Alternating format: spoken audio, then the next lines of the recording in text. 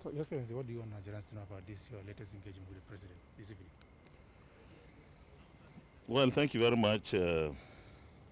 Mr. President invited the Honorable Speaker and I to come and thank the National Assembly through us for working so hard to pass the 2022 appropriation bill, which will be brought to Mr. President for his assent by next week by the grace of God, and we are very optimistic. In fact, we are very sure that Mr. President will sign the bill into an act of the National Assembly next week by the grace of God. And this is the way we should always work together. And this is our third appropriation bill to be passed before we go on Christmas break. And it has shown how important, how impactful the passage and the assent to the budget before the end of the year has been. You recall that we were in 2 or 3 different recess sessions, but because public expenditure, which normally drives our economy as a developing economy, has always brought that advantage, made availability of funds into the economy, and we are able to come out of the recess periods.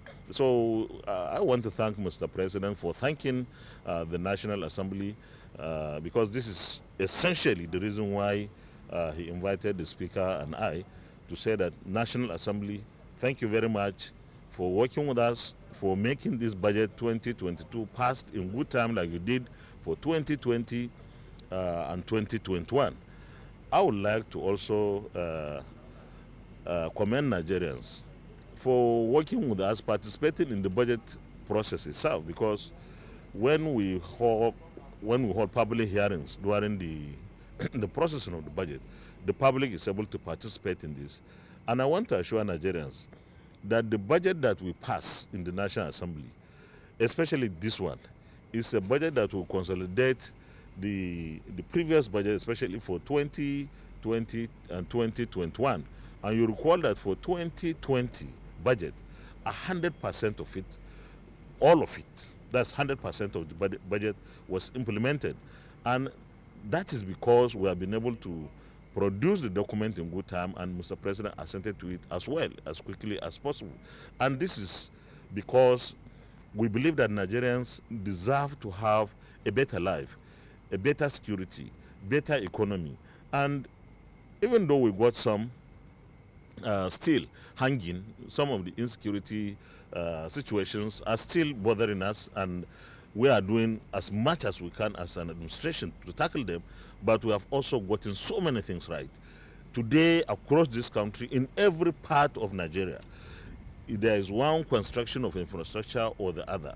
Today, in every part of Nigeria, MDS are engaged and involved in serious empowerment programs for people who are disadvantaged, those at the lowest level of socio-economic ladder. So I believe that the administration has been doing so well, and for us, the National Assembly, the 9th National Assembly, is to ensure that this does not stop, continues up to 2023, and by the grace of God, after the 2023 elections, when the APC will be returned to power, because Nigerians would believe in APC. We tell it as it is, and we have applied ourselves fully. And for me, I'm very, very proud of the 9th National Assembly, that the members of the National Assembly have been absolutely fantastic, very, very supportive, very, very productive.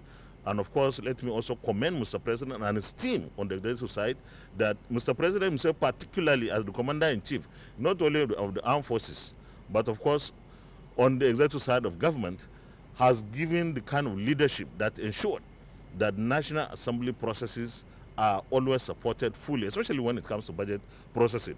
Ministers that erstwhile would just be junketing around the world, and other chief executive officers of agencies of government would now have to go to the National Assembly committees to defend their budgets before they could travel anywhere, whether within the country or outside of the country. And that is because Mr. President has given that leadership.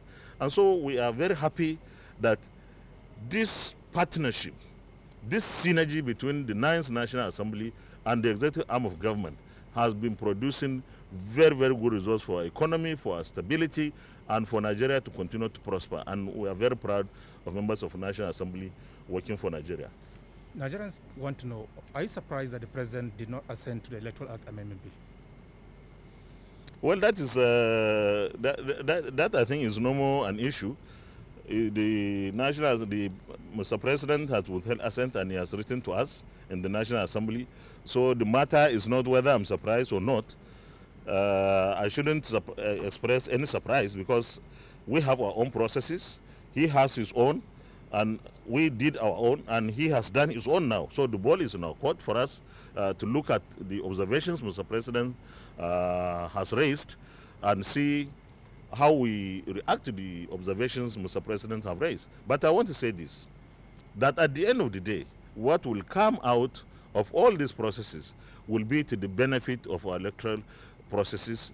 It will be an outcome that will ensure that INEC is able to monitor these processes properly, that our political parties are also able to be strong, that at the end of the day, Nigerians should have an electoral act amended to make the election of Nigerians into various offices very, very transparent, full of integrity, and of course we will be proud at the end of the day that we are part of that history of amending the Electoral Act to make our electoral processes better. Is it true that lawmakers have started collecting signatures to veto the president on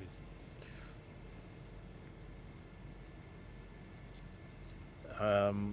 Thank you very much. I'm not aware of any such things, at least not in my chambers. We're on break right now. Collection of signatures is not something that is done when everybody is scattered. What I said very clearly, I made it abundantly clear at our last sitting that we will look at the president's veto and his reasons, and when we come back, it's not something we're going to do on a knee jerk. When we come back from our recess, there's still ample time. We will make a determination one way or the other which way to go. The options are there. We will do what is right for the Nigerian people, and I made it very clear that we're not going to throw away the baby with the bathwater. And the electoral law is what a credible electoral process and law is what is required at this time. Nigerians want it, and Nigerians will get it. We may have tarried a little while, but by the time we come back, at least as far as the House, and I'm sure the Senate as well, it will be the first thing on our agenda the very week we come back from recess. Does doing what is right include vetoing the president? Like I said, I cannot make a determination one way or the other now because we haven't said. We read a letter. We got a letter from Mr. President. He stated copiously his reasons why he didn't think the contentious issue should be part of the electoral law. We will sit down. We will look at it, and if he's right, we'll continue the process as is. If he's not, members will make a determination to that regard. But let's hold our punches. Let's allow he has done his work, like the Senate President said. The National Assembly will do its work as well.